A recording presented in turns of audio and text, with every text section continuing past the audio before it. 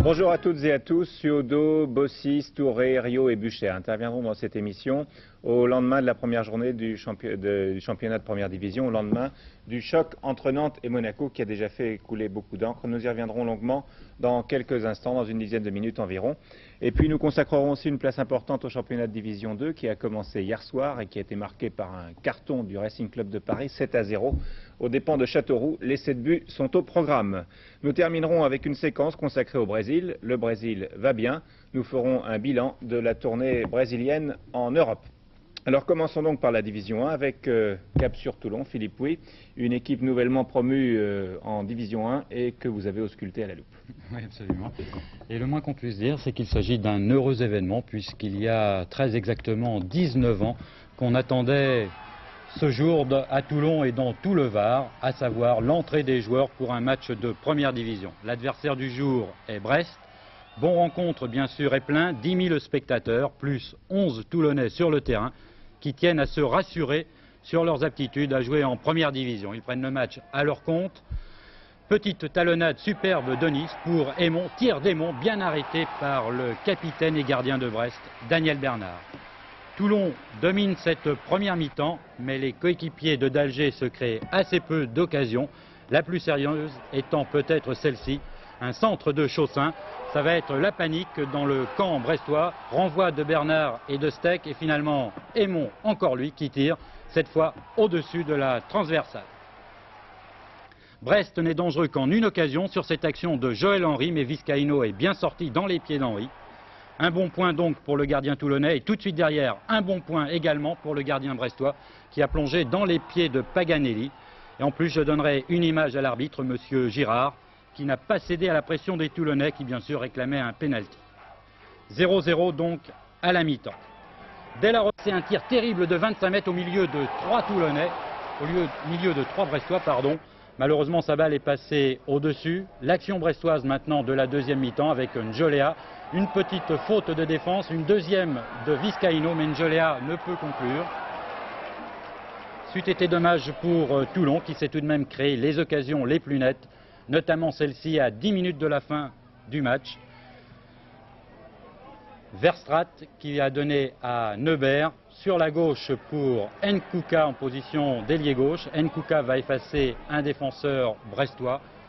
Rico en l'occurrence, il place un tir terrible qui roule sur la transversale. Pas de chance donc, 0-0 pour ce match d'ouverture. Un résultat qui laisse l'entraîneur Marcel Duval très partagé. Match nul chez soi, c'est pas bon, mais content quand même parce que je pense qu'on a une équipe qui est compétitive. Et notre souhait c'est de se maintenir et sur le vu du match d'hier soir, je pense qu'on va y arriver. Pierre Vizcaíno, alors comment s'est passé ce premier match en première division? Bon, pas trop mal, disons, j'ai pas eu beaucoup de choses à faire, mais disons que c'est toujours embêtant pour un gardien quand même. Hein. Je crois qu'on a fait un bon match et pour un début, c'est pas aussi mauvais.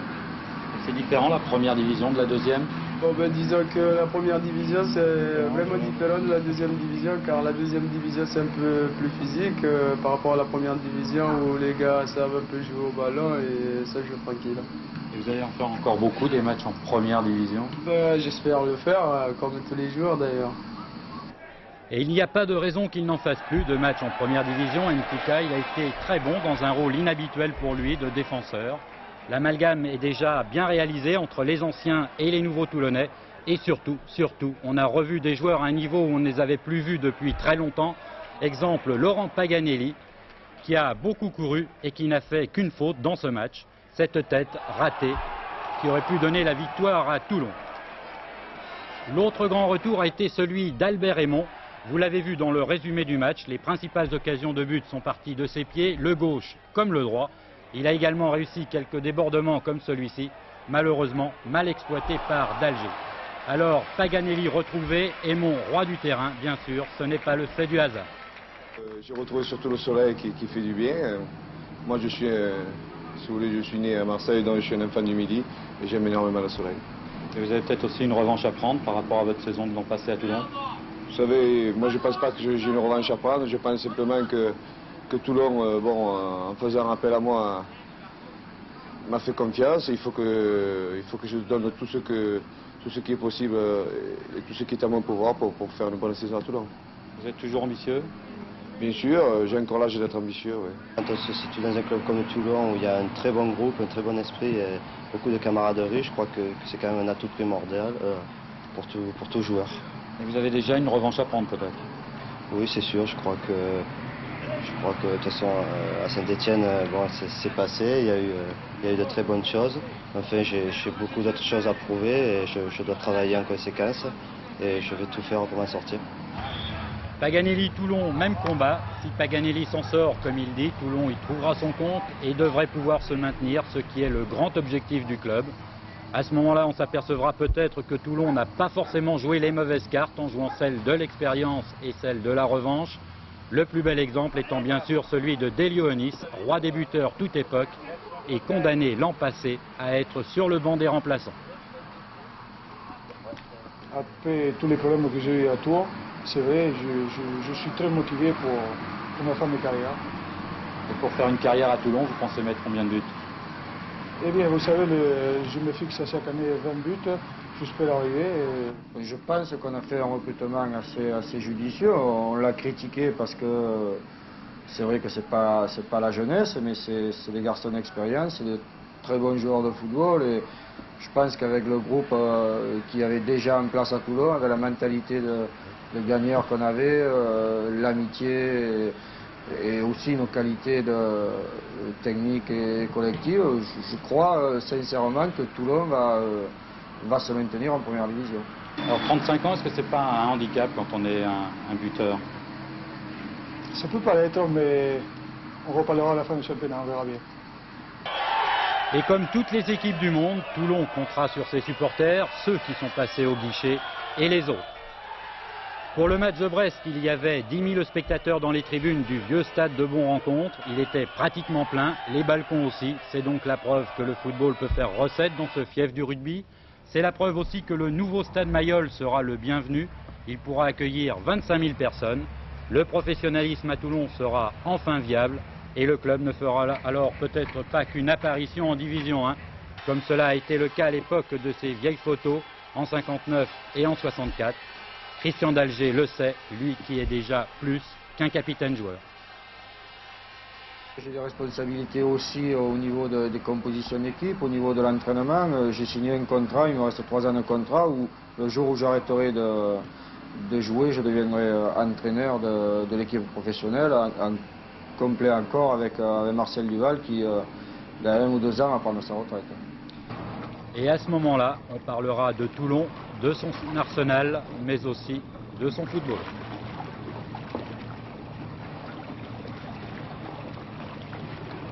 Voilà, test intéressant mercredi prochain pour la 2e journée, je crois, puisque Toulon se déplace à Paris. Oui, ça risque d'être dur quand même. Alors, suite du championnat, d'abord avec un rappel de 4 résultats que vous allez voir sur le tableau qui vient. Bordeaux, Rennes, 4 buts à 1. Sochaux, Nîmes, 4 buts à 1. Laval, Saint-Étienne, 1 but partout. Victoire de Rouen sur Auxerre 2-0.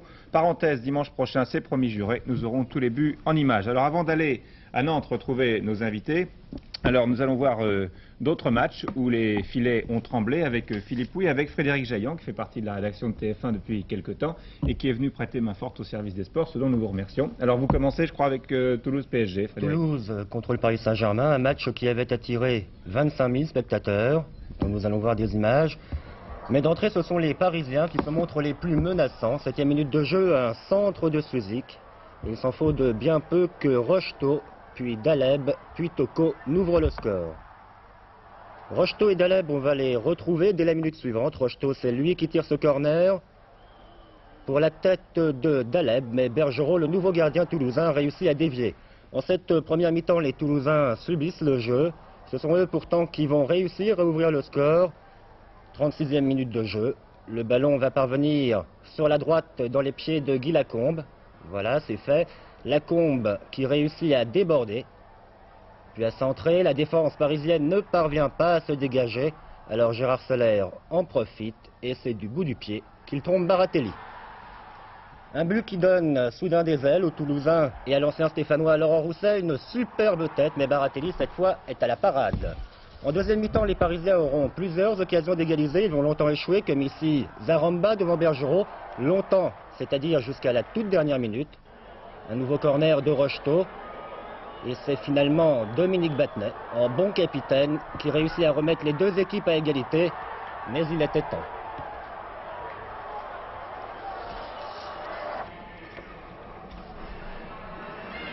C'est toujours un peu émouvant de recommencer un championnat.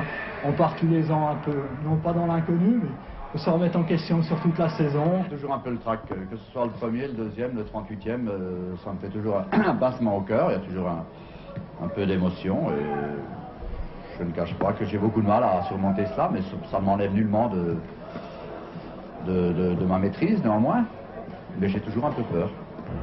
Hervé Collot avait raison d'avoir peur puisque Nancy a été malmené sur son terrain face à Lille. Ce sont les Lillois qui se sont créés quelques occasions en début de match, notamment par Savic qui l'a un petit peu trop tardé.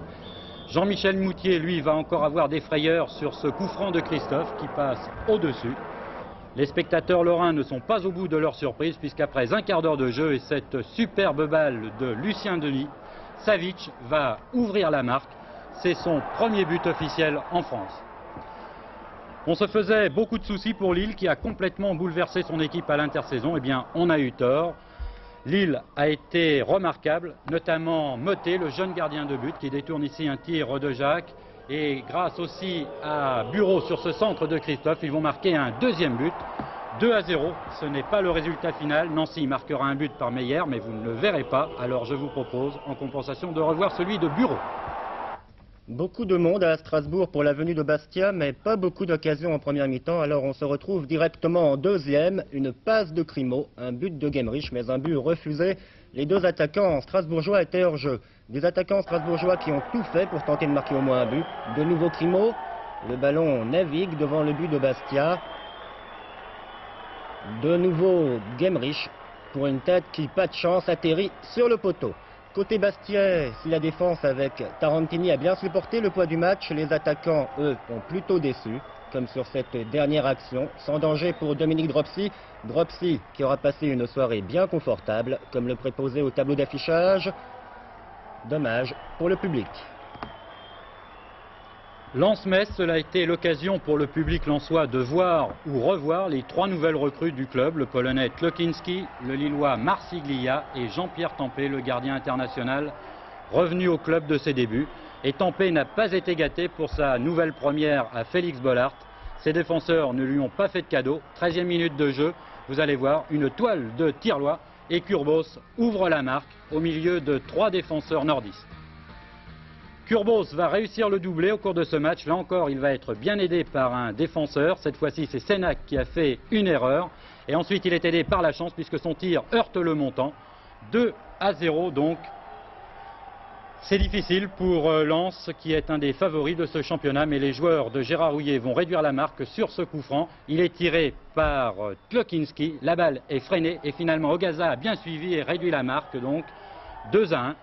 Le but de l'égalisation lensoise sera encore l'œuvre des deux Polonais du club, mais cette fois, la dernière passe est signée Ogaza et le but, Tlokinski. 2-2, c'est le score à la mi-temps. En deuxième période, Lens va tout de même réussir à s'imposer en marquant un troisième but. Ce sera l'occasion aussi pour Ogaza de réussir un doublé, comme le Messin Kurbos. Cette fois-ci, encore à l'origine de ce but, Tlokinski sur ce centre. Et c'est Ogaza qui a bien suivi donc 3-2 pour Lens, qui s'en tire bien après son début catastrophique. Vous revoyez ce but d'Ogaza. Alors nous allons bien entendu détailler longuement ce choc des champions, cette espèce de finale du tournoi des Masters qui avait au stade Marcel Sopin entre le champion 82 et le champion 83, Nantes-Monaco, match donc qui a eu lieu hier soir puisque nous sommes ici jeudi au moment de cet enregistrement. Alors je vous ai trouvé très tendu avant cette rencontre, un peu fébrile, plus que d'habitude alors que ce n'est que le début du championnat. Je me suis trompé? Vous parlez de l'entraîneur ou de l'équipe? Oui, je parle de vous. Oui, vous savez que chaque saison qui débute amène toujours quelques anxiétés et quelques inquiétudes, d'autant que c'était quand même... on avait moins de points de repère par rapport à la saison dernière, où la préparation avait été plus longue, et où on n'avait pas attaqué contre Monaco, puisque c'était contre Mulhouse, même si c'était à l'extérieur. Et puis ces inquiétudes, si vous voulez, elles se manifestaient à travers l'entraîneur, mais elles se manifestaient aussi à travers chacun des joueurs de l'équipe qui voulaient se tester, qui voulaient mieux savoir où ils en étaient par rapport à un adversaire qui avait annoncé la couleur avant même de commencer le championnat. Une petite parenthèse, on n'en reparlera plus. Bon, vous souhaitiez un renfort, vous ne l'avez pas eu, c'était une déception. Mais je ne pense pas que c'est parce qu'il y avait une déception enregistrée sur un renfort de notre effectif que j'étais inquiet, que j'étais anxieux. Non, c'était le match lui-même qui nous apportait ça. Alors ce match, nous allons le voir, Maxime Bossis, ça avait commencé avec une occasion en or pour l'équipe de Monaco, un tir de Bellone renvoyé par le poteau, ensuite tir de Krause sur la transversale, une équipe monégasque qui vous a surpris, je crois, par son agressivité, et je crois que c'est la patte de Lucien Muller qui a donné un style un peu espagnol à cette équipe de Monaco. Oui, je crois qu'ils sont venus un peu plus agressifs que les années précédentes. Et en plus, ils ont des attaquants très dangereux. Et ce tir de Bellone, on a eu beaucoup de chance qu'il soit sur le poteau. Et après, Krause a été un peu surpris. Il a remis sur la barre. Et j'avoue que là, si on avait pris ce but-là, on aurait eu des difficultés pour remonter au score. Vous avez été étonné par le comportement des Monégasques? Non, on s'attendait un petit peu à ce qu'ils jouent comme ça, c'est-à-dire bien regroupés, agressifs derrière au milieu. Et puis avec des contre-attaques, avec des attaquants de valeur, comme Bravo, Bellone. Alors à vos côtés, José Touré, qui aura une saison, je pense, aussi chargée que la vôtre. Max, ce sera très dur cette année. Vous avez eu très peu de vacances, hein, à peine 15 jours. Oui, c'est le problème majeur. Ça fait 2-3 ans que j'ai 15 jours de vacances par an. Et c'est beaucoup trop court. Et j'avoue que je me pose un peu de questions sur le plan physique. Oui, alors il y a donc stage pendant la trêve, stage de l'équipe de France à Font-Romeu. Oui. Ensuite, on remet ça. Bon, vous avez la Coupe d'Europe qui va démarrer. Oui. Vous avez ensuite le championnat qui se termine, je crois, le 2 mai. Et puis le championnat d'Europe des Nations. Donc ça ne s'arrête pas. Non, ça ne s'arrête jamais. C'est infernal. Vrai. Alors pour José, ça risque d'être à peu près la même chose parce qu'il a fait une entrée de plein pied l'année dernière en équipe de France et on voit mal maintenant. Bien qu'au milieu de terrain, c'est vrai qu'en France on est très riche, mais on voit mal comment vous ne seriez pas dans le coup du championnat d'Europe des Nations. Enfin, je suppose en tout cas que c'est votre souhait. Oui, enfin, je l'espère. Ouais. Ça dépendra de ma saison et puis de mon comportement en équipe de France. Comment vous sentez-vous physiquement Il est vrai qu'on a un peu souffert, enfin moi particulièrement j'ai un peu souffert le dernier quart d'heure.